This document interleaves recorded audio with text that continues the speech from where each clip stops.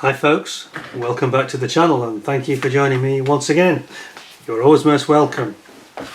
So today, time for something, as they said in Monty Python, completely different. Now I've used that phrase before, but this really is completely different because I mentioned recently we talked about my interests and I think it's I'm kind of fairly mainstream, I think, judging by a couple of things that people have said or just the number of views. It's very interesting to see when we did the Telford Scale Model World weekend, which I didn't go to, and I did this alternative. There was 5 shows. But it's very interesting to look at the viewing figures for those 5 shows, and on a like-for-like basis at the same time on a weekday evening. It was very noticeable that the one show that got the least viewers, I'm not complaining by the way, it's just a bit of analysis going on here, but by far, I won't go to the numbers, but by far the weakest viewings was for the show I did about model cars. And it's interesting that model cars they seem to have a bit of it's like a niche within a niche within a niche almost. Seems that a lot of models are not keen on them and stay away from them. And of course the other one category that I also mentioned, but I've never ever done before, was ships. So my wife said to me, well, why don't you then? Why don't you do a ship? I said, oh, well, I haven't got the room and da-da-da-da, which is true. But we did recently have the Falklands War video, which I did, which was also a review of the Kinetic Sea Harrier FRS-1 in 48 scale. And I did talk about HMS Invincible, what we have here in the Revell kit. This is the 1/700th scale kit. This is something totally new to me, pretty much. I did do a couple of airfix. I think I did the Type 42 destroyer, Leander class destroyers, I think it was. Back in the early 70s, this was a long time ago. So more than basically getting up for 50 years ago nearly. So, why not have another look at the Invincible? Because as I said, my father worked on this ship in 74, 75. He was working at Vickers Shipbuilding at Barrow-in-Furness in Cumbria in the UK, and he worked on this ship before it was actually finally commissioned. Did some late design work and it was really in its sort of latter stages of production when he arrived. Still lots of work to be done there. Of course, it's famous for, as it says on the cover of the box here, it went to the Falklands War, and whilst it wasn't the flag carrier, it was the lead ship. It was the most advanced ship, a through-deck cruiser. It was actually conceived, the Invincible, this through-deck cruise design. It was conceived as an anti-submarine warfare ship originally. And it was only going to have helicopters on it. And it became obvious that because of the ageing nature of the things like the Ark Royal and the Hermes, I think the Victorious and the Beagle had already been either sold or scrapped, I can't remember now, but they'd gone. So I think they realised there was a hole in our inventory, we needed an aircraft carrier, so it was easily converted. By using Sea Harriers, it was actually ideal for that kind of use.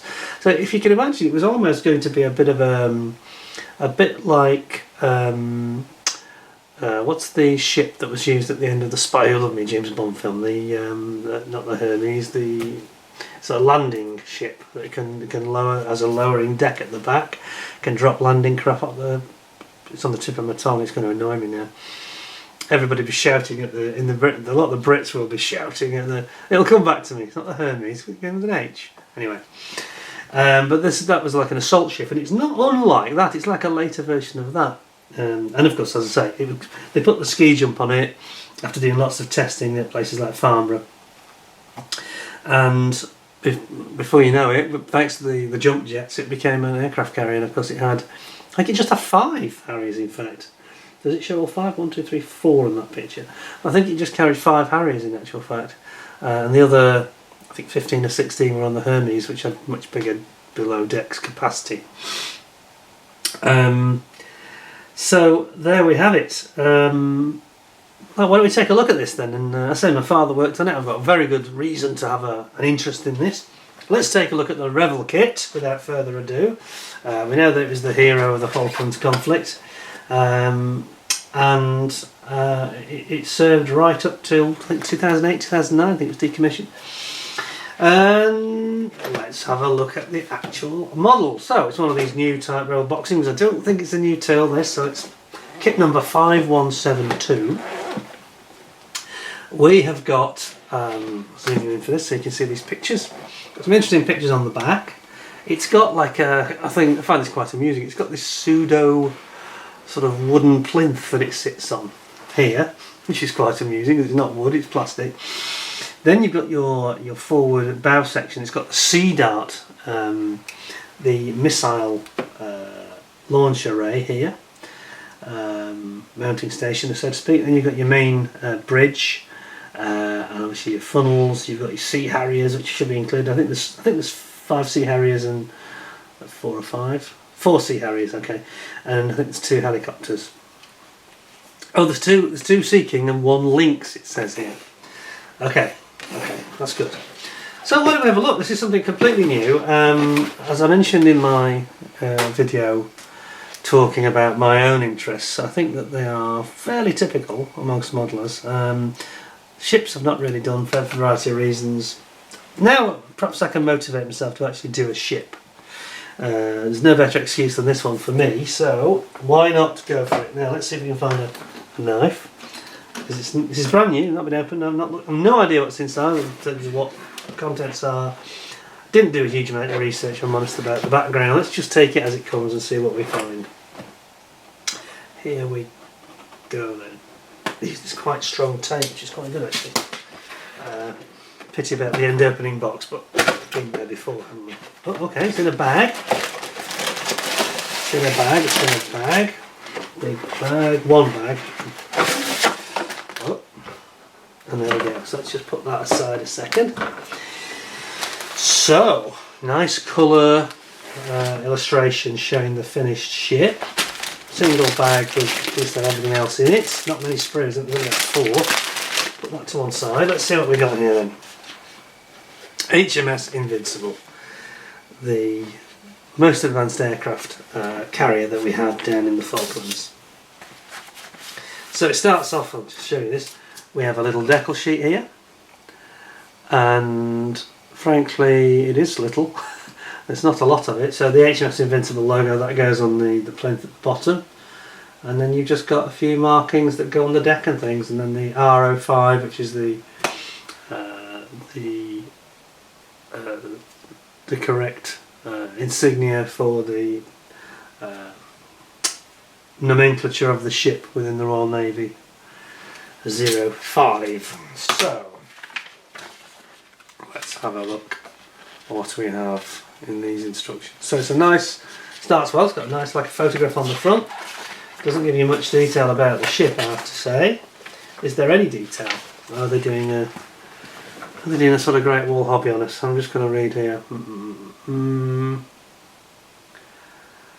Specially designed to deploy tactical aircraft, and that's all it says. There's about 2 lines on the box and that's it, which is a little bit disappointing, frankly, for a ship that went to war. But anyway, we'll start on the back where we've got the colour callouts. Very nice, actually, very nice and very clear.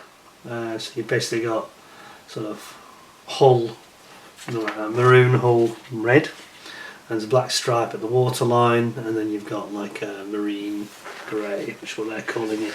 It's all in Revell colour callouts, which isn't very helpful to be honest, but anyway, hopefully inside there might be some other options. Let's have a look. Yeah, here you go. Purple red silk mat, they call it, whole red. And then we have got the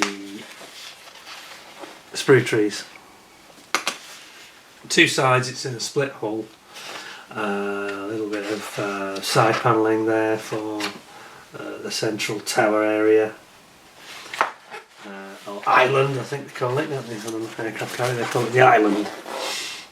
There's the deck, then you've got your towers, and then you've got your rear bow, the bow at the front, and the stern top deck.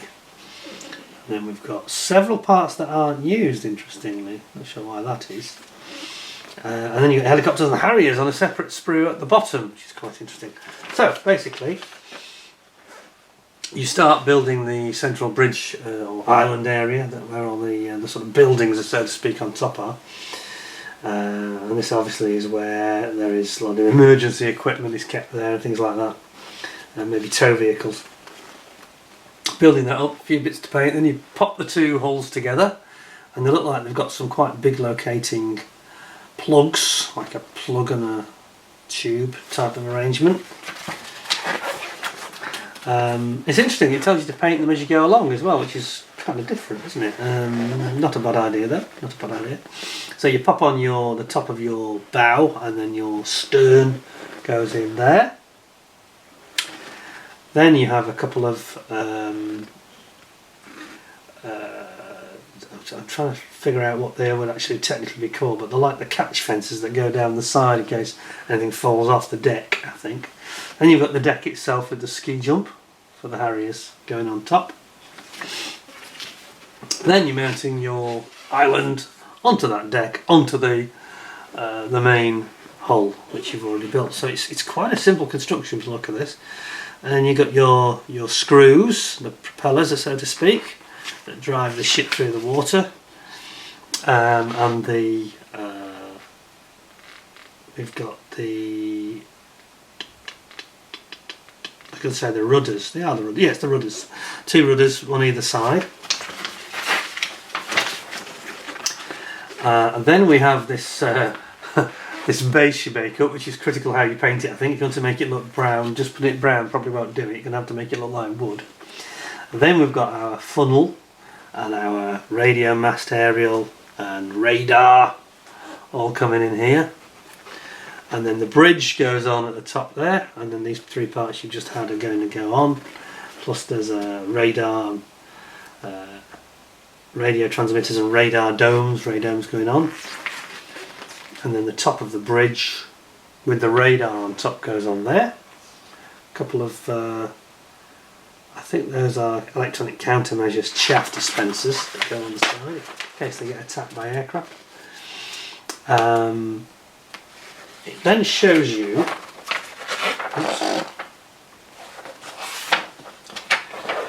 okay, there's more to do in terms of the aerials. There's another aerial to go on here, which I didn't realise. Then you've got the second funnel at the back, so it's kind of a repeat in a way, but the slightly different design. Funnel's not as tall. That goes in. Then you've got your Sea Dart missile emplacement that goes in at the front, stage 17. And you're bringing all those onto the top, onto the main island area. Several different types of radar system. I'm sure that some are detecting ocean vessels and some will be sky. And then you're putting in your Sea Dart here. And then finally you've got your little lifeboats going on the side, which look quite significant. And then we get to the interesting part near the end, where they got the other side, the starboard side, and your lifeboat and all the hoists for the lifeboats. Then finally we get to the Sea Harriers and the Lynx. But actually it's a Sea King there, but there is a Lynx on there. There's one Lynx as well. And then you pop those on your deck, and that's kind of it really. So it looks pretty straightforward. I don't think this would be too challenging. It says level 4.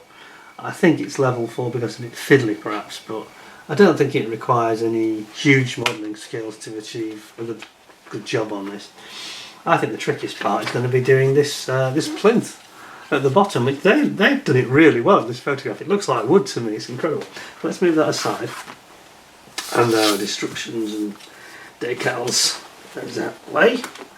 Let us have a look. By the way, I should just mention, I purchased this actually from Hobbycraft. This was in the Black Friday sale, would you believe? So it was a bit of a bargain. So I think it's normally £32 in the UK, and it was selling for 24. So it seemed fair, really. Let's have a look in the bag. Open the bag. Pretty sure I'm going to build this just to do something completely different. So let's open it up with the knife. See what we have.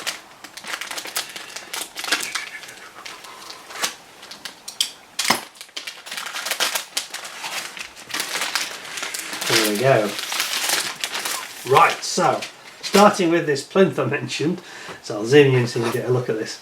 And this is the one bit you're going to need some super skills, I think, to have a wood effect. That's going to take a little bit of clever painting, I think. I think maybe some wooden weathering effects would do it really rather well. You've got your nameplate there, which fits onto here. But that's quite nice, it's quite sturdy as well, so it sits on there ultimately. You've just got to do some, if you're not very familiar with making wood effects, I actually did that on one of mine. It was in fact oh yes, it was a Messerschmitt, the 163B Comet, when I did the plinth that went under when you took the tail off, and the tail sat in this like a plinth, a little bit like a big toolbox really, all wood, and also this plinth that supported the Volta rocket motor when it was exposed. And I'd never done it before. It actually came out surprisingly well. So I started off with a sort of medium to dark red brown, I think it was, Tamiya XF64. And then I did some various effects with lighter browns and doing wear on the corner. And you know what? It came out looking really good, better than I imagined. Much better than I imagined, especially for a first attempt at something like that. So with this, you just need to make it try and look a bit darker and glossier, but still try and put some grain in there. Maybe just a little bit of streaking here and there, just to make it look grainy, and you'll be okay. Now let's have a look now. Okay, yes, there are some very small parts here.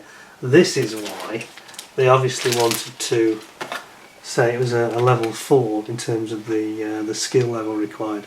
Look at this. This is the one where we've got our Lynx helicopter. I'm in trouble with my camera today.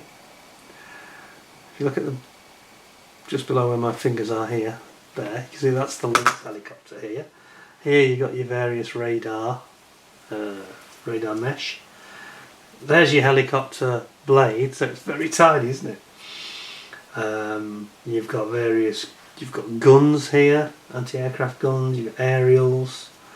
We've got these various radomes, part of the radar system, early warning system, and then you've got all sorts of bits of grills, and here are your Sea Dart missiles. See that? These two here. A very good missile system, Sea Dart was, apparently.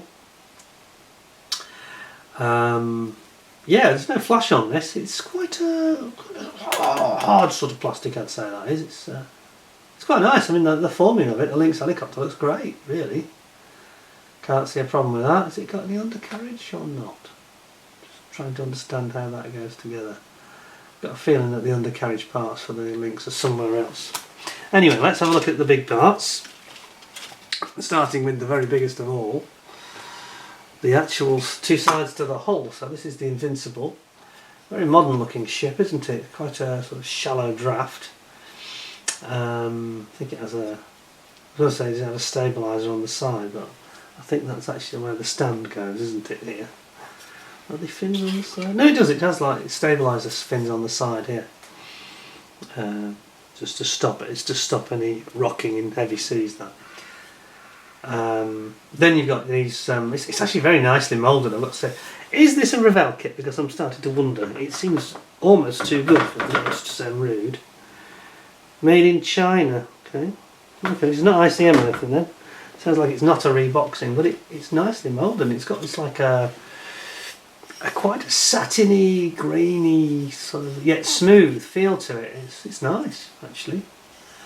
Not being a great fan of Revell, the last few kits I've seen of theirs have been really rather good, so I'm pleased to announce that. Let's hope that trend continues. But yes, you've got all these little openings at the side, into the deck and all that kind of thing. And then here you've got these,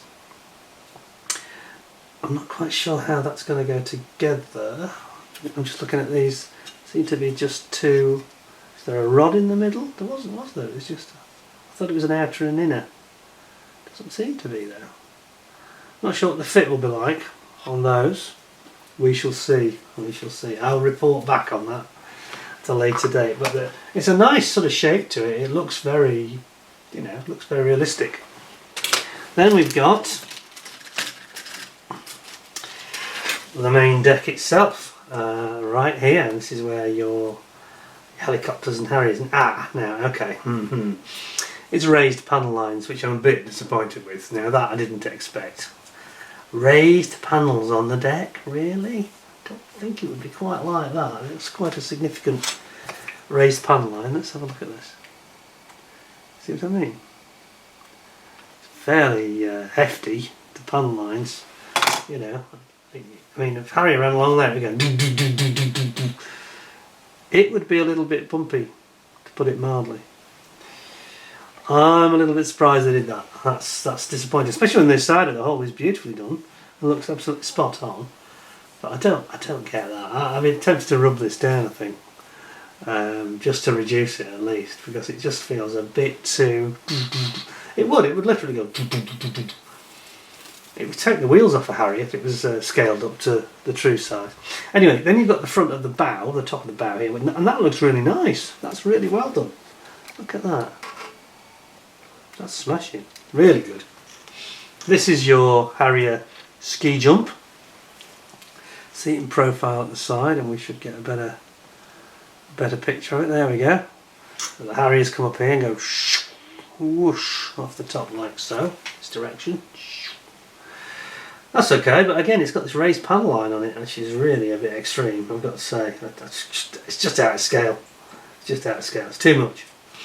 Anyway, then we have got the front of the, I presume it's the bridge, and then of course here you've got the back here of the bow. Sorry, the stern, I should say. Mixing the front and back up. Stern, the back. And then you've got various radar antennas and all that gubbins here. Yeah, I mean the moulding's nice. It's very clean and there's no flash, but I don't understand why they went for such raised panel lines. That's really extreme, especially when they haven't on the other parts of equal size. Makes no sense. Anyway, let us have a look. You see, I've got two sprues identical here, so they are, and this is the last sprue actually already. So what we've got helicopter blades there, you can see, which are really rather good. Rear stabilizer rotor. This is those little stabilizer fins down the side of the ship in the middle. Here are your lifeboats, which are quite cute, aren't they? And then you've got your Sea Harriers. Here they are. They look actually slightly better than I was expecting, to be honest, because I've seen various people do these, and quite a lot of them are. They always get the nose wrong, and the nose and canopy. I'm not sure they've got it that right either. And yet, I think the profile, the wings and the tail is actually very, very good. Can you see that? It looks okay, that does. See it from underneath. Yeah, I think they're quite decent. And then of course you get your Sea King helicopter just above here, which is, and there's two of those, as I say, two Sea Kings and one Lynx, and that looks really nicely done as well. You know, given the tininess of this, it's only a centimetre. What's that? 1.5, 2 centimetres long, and Harry's about 1.5 centimetres long. There are limits, aren't there, what you can mould at that size, really, in terms of detail. But I think they've kind of got it, really. I think those look nice, as Harriers. Better than I was anticipating. I think that it's just the nose. I think they've just got the nose wrong. It sort of blends into the canopy, if you can see what I mean. Not quite got the right profile for a Sea Harrier, especially, which has the canopy sits up more. It's not so blended in. But overall, no, I think they're quite nice. And obviously you've got the top of your exhaust stacks here for your funnels, and you've got your rudders here and your screws, the actual things that drive from the shaft here that goes to drive the ship propulsion system. Yeah, I'm actually quite impressed, if I'm honest. I would say that for a kit that costs £24, it's pretty good. Pretty good, isn't it? I think I'll quite enjoy building this. I think it'll be something completely different.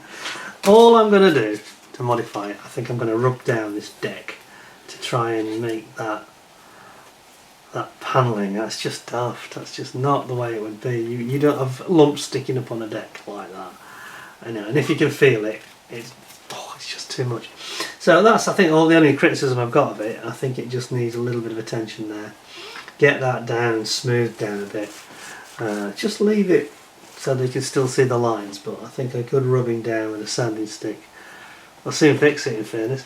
But in other respects, you know, the shape of the ship, if it goes together okay, we're not sure about, I think it'd be quite good, actually. I think it's going to be punching above its weight, perhaps, beyond what you might have expected.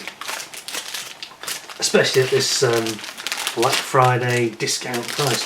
Now you've got to remember that as a subject, I thought this was going to be a very good one, mainly because we're coming up to the 40th anniversary of the Falklands War next year, of course, in spring of 2022, April, when the Falklands War started in '82. So I thought it'd be very interesting to have a look at that. Wasn't something I intended to get. I just sort of saw it and thought, do you know what, that would be really cool. So, what is the verdict then? This is what you're wondering.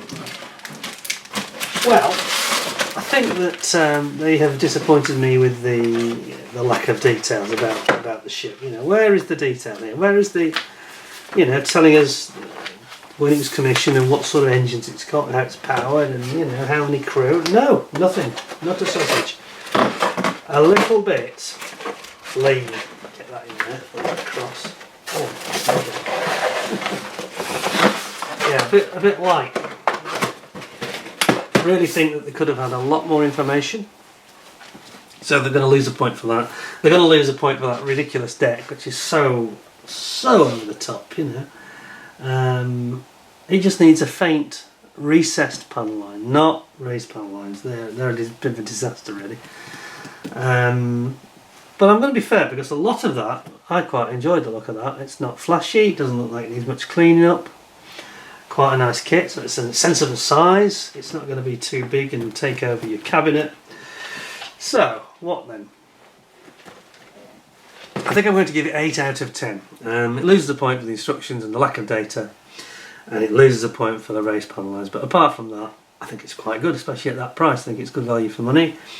Nice time to be thinking about HMS Invincible. It went to the Falklands and obviously was successful in that campaign, and brought peace to the South Atlantic in the end. I did actually see somebody recommended to me the Falklands play. I watched this a few days ago, which was starring Patricia Hodge as Margaret Thatcher. It was basically about the British government and the negotiations with the Argentinians and the negotiations at the United Nations. And it was actually really good. It was actually better than I thought it was going to be. Patricia Hodge is a good actress. However, I didn't quite think she captured me. She actually looked quite good. I thought she had the look they got that sorted really well. But she just spoke a bit too much like herself. Not with this very slow and deliberate way of speaking that Mrs. Thatcher had. Those of you that were around at the time know what I mean. And you know, Mrs. Thatcher would speak to people, and she could be quite charming and civil, and yet she would make people feel like they were about this size. You know, she had this sort of school mom type quality about her, and Patricia Hodge didn't quite have that. However, it is a good portrayal, and it's very accurate in terms of a lot of the events and the chronology and what was said and what the issues were. It's worth watching. So it's called the Falklands Play, and you can see that currently. I think it's on Amazon Prime, or you can get it on DVD and stuff like that. Worth seeing if you'd like to know more about how the conflict unfolded. And it does show, one thing it did show, which I think a lot of people don't know today, was the lengths that the British, and particularly the Americans, they had their American ambassador, and my brain's just gone completely blank, and I know his name very well, Alexander, I've forgotten his surname. It'll come back to me. But he was doing the shuttle diplomacy between Buenos Aires and London, trying to negotiate via the UN as well, going to New York. Alexander Haig, remembered. Alexander Haig, and this poor guy who had a heart condition, and he had the most stressful job of they were trying to keep the Americans wanted to stay friendly with both sides, which they couldn't do in the end, because it was one of those situations where you were going to have to come down on one side or the other. And they couldn't get any agreement because the British wouldn't give up sovereignty and the Argentinians wouldn't give up sovereignty. That's why the war started. There was no meeting of minds, and there had to be a resolution before the winter. Otherwise, obviously, Argentina's grip on the islands would have continued and been strengthened. So there was a time pressure, and this poor chap Alexander Haig, he shuttled back and forth, and his time zones were all over the place. And I do remember this on the news. It was every night. Where is he today? Is he back in London? No, he's back in Buenos Aires, or he's back in New York. And this poor chap was doing this diplomatic shuttling on behalf of the American President Ronald Reagan. All for nothing in the end, but it wasn't due to his lack of effort, and that came across well in this play. So you recommend that to you, the Falklands War play, the Falklands play, I think it's actually called. I recommend the Revell kit for you, the 1 to 700 scale HMS Invincible. I say it's kit number 05172.